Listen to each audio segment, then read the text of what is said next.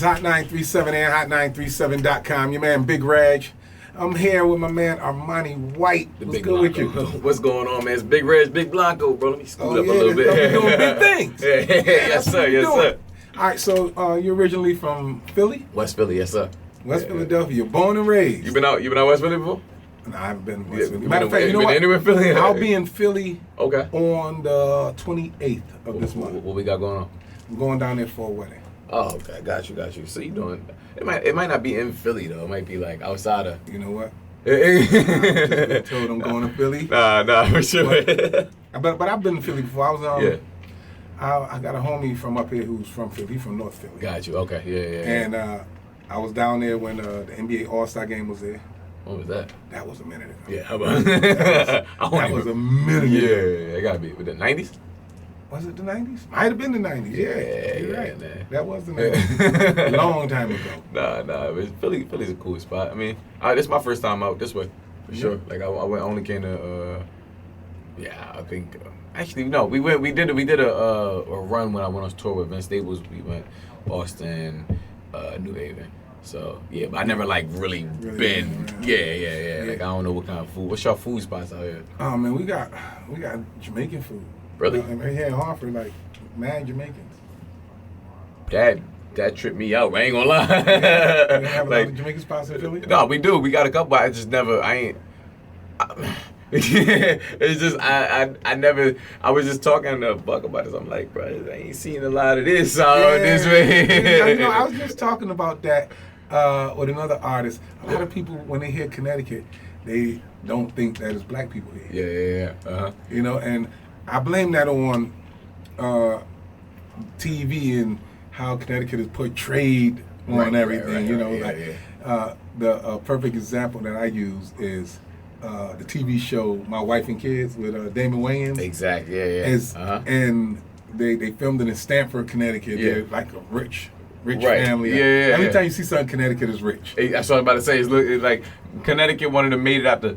It's one of the made it out the hood cities, or one of the made it out the hood states. I mean, where you just like, all right, I'm just trying to get away from the noise. Like, remember when 50 Cent, when he got big, we got a house in Connecticut. Like, we think about Connecticut that way. I talk about that all the time. In Power, when you watch Power, So when Tariq was getting in trouble, and they send him away to school in Connecticut. School was in Connecticut, exactly. And what did he do? He sold pills to the white boys. Yeah, exactly. So, see? And then y'all got Ivy League schools out here, right? Yale that's in New Haven. See, y'all don't got a lot going for y'all on the on the culture side. It's like everything too polished over here. No. That's the TV part. Right. You come into our world, Hartford, Connecticut, New Haven, Connecticut, Bridgeport. Get a little darker. Yeah, for sure. I would imagine. I would imagine. But I mean, it's good to still have somebody like cleaning the city up, like on the public scale, like, you know what I mean? Even if it's crazy out here, like at least they like, no, look over here, like that's like right this way here, yeah. Like no, don't look over there. So you don't see this, you don't see any of this right here. And that's pretty much what it is. But but as we know, it's a hood everywhere. Absolutely. You know, and our thing is in Hartford, you got Jamaican food, West Indian foods. A lot of Jamaicans here. I didn't know that, bro. Yep. New Haven, Connecticut, they known for pizza. Some of the best pizza in the country out there. You know, Bridgeport. I really don't know what Bridgeport is known for. That's where the big house is. Right? No. Bridgeport. Oh, not where the big house. Matter of fact, Bridgeport is the biggest city in Connecticut. Okay. It's hood. Yeah, it's not a good big city here. So Bridgeport is not a place that you want to mess around too much. Okay. Understood. Yeah. So now let's talk about your joint, man, Billie. I ain't gonna lie. When I seen Billie Eilish, I thought it was the artist. Rightfully so. Rightfully so. It is her name. It makes sense. So I'm like, hold up. Billie Eilish got a song called Armani White? Yeah. When you be looking at it on the screen, you like, nah. Somebody done messed up and wrote this back. Yeah, right. But then I heard the song and I heard Billie Eilish. I'm like, hold up, wait a minute. Yeah. And I sing the song every time I hear it. Yeah. And then I got it right. Hold up, this is Armani White. Yes, sir. That don't sound like Billie Eilish. No. So how did you come up with that song? What made you say I'm gonna name this Billie Eilish? Bro, I had seen a tweet that was like I never heard a Billie Eilish song, but I'm a fan because she dressed like the Franchise Boys. And I was like, yo, that's hilarious. Now I'm a fan of Billie Eilish. Like I like her music. But I was like, yo, the style is very, similar to like 2002 style when we used to wear big jerseys, big t-shirts and things like that. 5X t-shirts. And then what song was out when we was listening, when we was wearing 5X t-shirts was nothing. So, so it kind of just came together like that. Like, all right, well, yeah, why don't we just blend the two ideas together and make a record that is going to go on to get 50 million streams in 2 months. You know what I'm saying? So, that don't hurt either. Right. So, yeah, it worked out perfectly, actually. But, yeah, that was kind of how it, materialized. Who produced that? My man July. So me and July, we got a few records now at this point. We got we got a record called Good Thing that's about to drop. Me and July made too much music. I never even met him. We just sent stuff back and forth. Yeah. Is this like a YouTube thing? Nah. He made so my man Miles, he would send me beats, and he sent me this one beat that was like, he sent me the Good Thing beat, like, yo, it's kind of weird. I don't know if you're going to like it, but I'm going to send it anyway. And I was like, bro, I love this. And so I made that record, and that's how me and Miles got connected. And then I had the idea to sample something, to flip songs that I used to really like. So I sent him Billie Eilish, and he sent it back in maybe like a day. Used that Nori Nothing. Yeah, he said, he sent me. I sent him the Nori Nothing. I sent him that, and he sent it right back. And I was like, oh. I said, oh no, like I'm doing this, like I would just keep pressing the mute button when anytime I was about to rap, and I was like, oh no, I'm dropping a beat out here too. Like it all just kind of came together really naturally. So you had the idea of Billie Eilish with the track and everything. I had the idea before the track. I seen the tweet one day and I thought about it, and it was just like, it was a bar, like it wasn't a hook. It was like, I got big t-shirt Billie Eilish, and I just kept on, I was just running with that cadence and that idea. It was in a voice memo. I still got the voice memo, and then after that, I was like, yo, let me, once I got that beat, that's when I was like, let me try this over that, and it just worked out. The song is big on TikTok too. Yes sir. We just Charlie, the Emilio, the big TikToker. Yeah. She just posted a video of it this morning, wow. And I woke up seeing like, nah, bro. Like, you know what I'm saying? Going. Yeah, it's still catching fire. So that's really cool. That's just a really cool thing.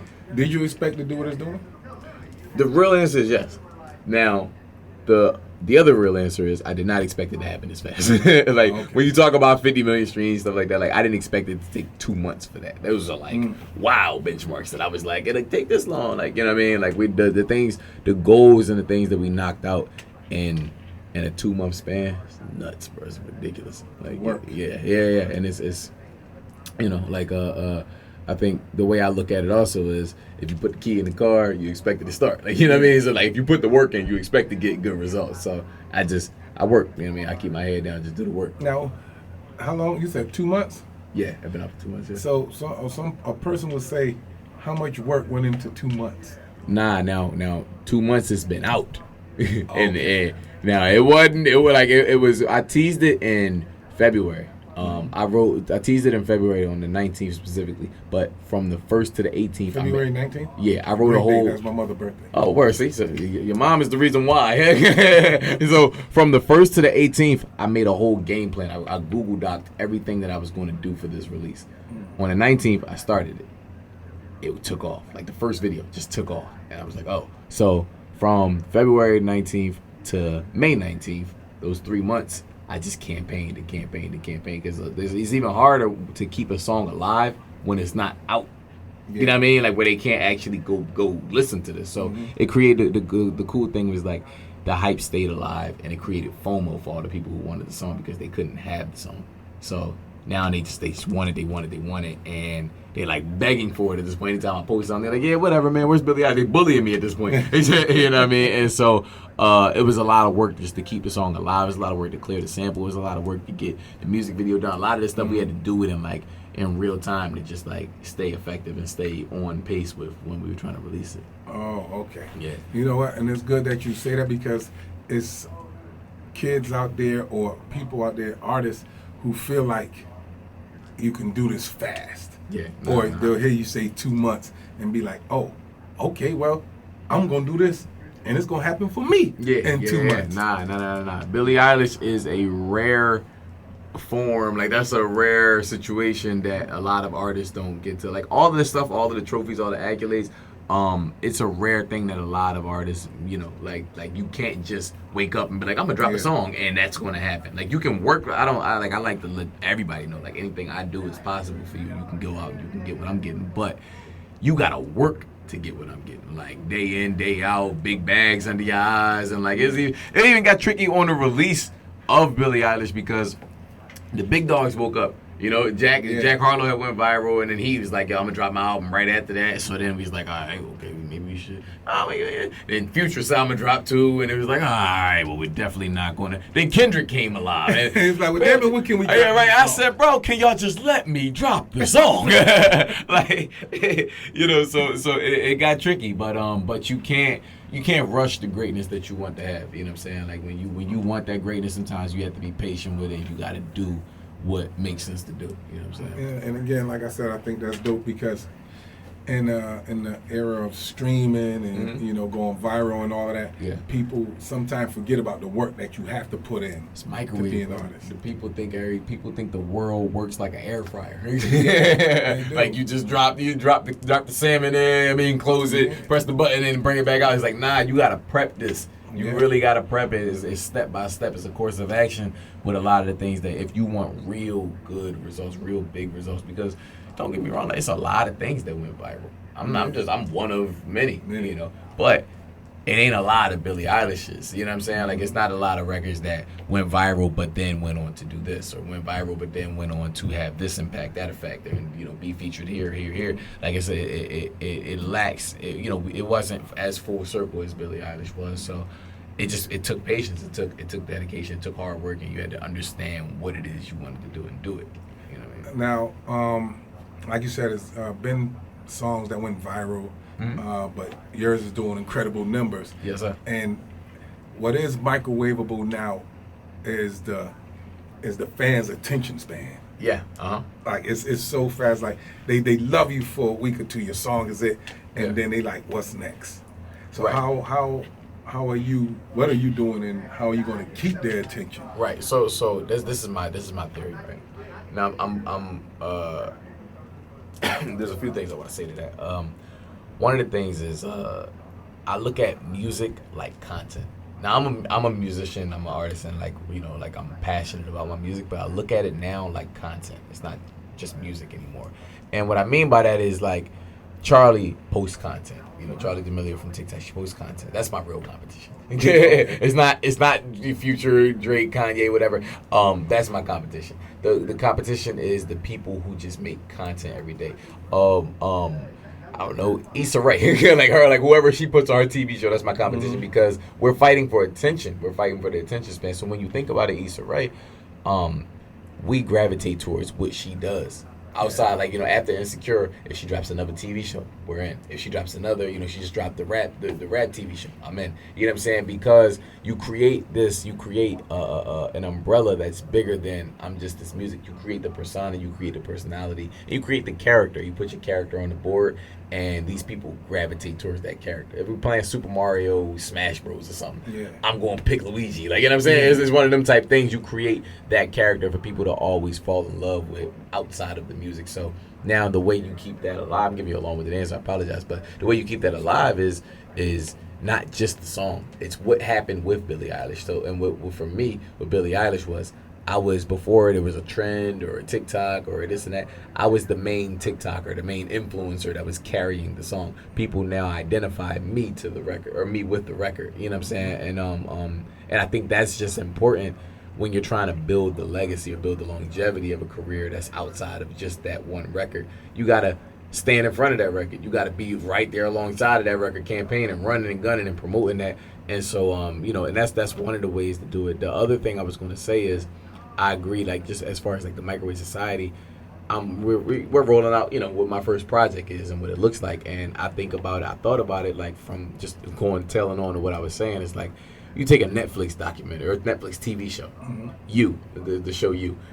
It comes out on a Friday. We watch it all over the weekend, and then on Monday we like, well, we want a new season. Then you take Euphoria on HBO Max, and it drops every Saturday, every Sunday, or whatever. And then at the end of the 10th week, Now we have, what the season is. That's kind of how I'm looking at the rollout of music. It's like, instead of me just trying to give you everything at one point, let me just break it up. Let me have fun with it. Let me let you, digest the music, digest the journey, digest the story. You're going to drop consistently. Exactly. And let people feel like they're a part of the story. That's the short answer, is to let people feel like they're a part of the story. Don't try and make yourself so larger than life that you exclude yourself from everybody around you. But let people in. Now, TikTok is like major in music right now. For sure. I feel like TikTok does a lot. It does something great for the song. Mm-hmm. I don't feel like it does a lot for the artist. Well, it's again, we're going back to, you're talking about trends, right? So what usually happens with a TikTok song that goes viral, somebody makes a dance to it. Mm-hmm. Somebody else mimics the dance. Somebody else mimics the dance. Somebody else. These videos blow up. All these separate videos go viral. Somebody makes like a compilation video to it. Somebody does like a dribble dunk challenge to it. That's why I said it does a lot for the song, but right. That's the song. The artist, you really don't. Because the artists a lot of times don't even play into the song. The artist, if there's a challenge, the artist won't do the challenge. If there's a dance, the artist won't do the dance. If there's a whatever it is, the artist sometimes disassociates themselves from everything going on with the song, and they're just like, yeah, look at what that did. You know what I mean? I'm over here, but look at what I'm doing over there. Like, I think the difference is I'm playing in. All right, well, y'all doing a challenge, y'all doing cartwheels and jump out of a hoodie and y'all transition your clothes, like, you know what I'm saying? I got a phone. I can do it too. Like so it's like, I think once you start to play into it and just don't take yourself too serious, just like, it's just a fun app where a bunch of 10 to 14-year-olds download. Like, you know what I mean? Like, just think about it. Like think about, everybody got little cousins, little sisters, little brothers and stuff. Like, think about like what you do when your little brothers come over. You being goofy or whatever. Like, that's just me on there. I'm just having fun with it. You know what I mean? All right. So, are we putting out another single, or are we just dropping an EP? Nah. I just was telling you, bro. We gotta break him up. We gotta break him up. Yeah. So the next record is this record, Good Thing. I'm a really big fan of this record. That was the first record I made with July, who did Billie Eilish. And Good Thing, I was just like, bro, it's necessary for this to come out. Like, this the one. You know what I mean? That was how I felt originally about Good Thing. So I still feel that way about Good Thing. So yeah, I think it's like Billie Eilish's brother. It doesn't sound like the record at all. It doesn't sound like Billie Eilish at all. But I think, like, if we talking about records, I think could be big. Like, that's my little baby. You seem like a person who's creative to me. Who's not like in a certain box. Who's not going to listen to the radio or look at the internet and see what's popping and say, I'm gonna make something like that. You seem like you challenge sounds. This is what I'm getting from you. Nah, for sure. I create music within my box. I created my own genre called Happy Hood music. Right? I could get with that. I get that from you. Right. I created my own genre called Happy Hood music. It's because I'm from Philly, in the same way you used to describe it, Bridgeport. It's like that's the what the going conversation is about Philadelphia as an entire city. It's like, oh, Philly, ooh, yeah, that's bad. It's kind of crazy out there. Like, so. My whole thing is like, I'm from there. I've been through all of that. I understand it. I understand why people feel like that. I want to be the yang to that. I want to be able to, even if I'm going to tell my story of struggle, my story of pain, or like get on some street stuff, like whatever, I want you to still be able to have fun with it. You know what I mean? I want to be able to tell my story from a much brighter perspective. Best way to even describe it is like, like it's a Shaggy record out there, but he talking about it wasn't me, and he getting caught cheating. It's like, you know what I mean? Or Billie Eilish, not Billie Eilish, Billie Jean is about illegitimate children. It's like, I want to be able to like, yo, here's my story. I have fun with it. Like, you know what I mean? So that's kind of how I take, just my view on music. Try to take bad situations and make light out of it. Exactly. Yeah. All right, guys. I was just about to ask that. In Philly is known for spitters. For sure. Dudes that spit. Yeah. And I'm not saying that you can't spit. No, the music you're making is not what you're used to from a Philly artist. Well, I got both. Billie Eilish isn't that, but Billie Eilish is, like, it's necessary. I have fun as well. But it was for so long, bro. It's like, you can't, a lot of Philly rappers can't make songs, but they can rap really well. Like, there's no artist in Philly. I don't care if they 9 years old. They told me they just picked the mic up. I'm like, nah, he can rap. Just being from Philly, nah, he can rap. He for sure can rap. So there's no artist in Philly that I'm gonna tell you that they can't rap. But it's a short list of artists who I'm like, oh no, they can make songs. You know what I'm saying? And I think we all are capable of it. But I like to flex that talent that I can make songs because, bro, yeah, it's literally etched into my DNA to rap. You know what I mean? At any point, if somebody throw a beat on, oh, you know what I'm saying? I'm blacking. Like, so it's just I don't know. Rapping kind of just became like second nature. It's like, okay, but can I make songs with it now? Okay, and so where did you get that inspiration to make those songs from? It is not that many in Philly doing it.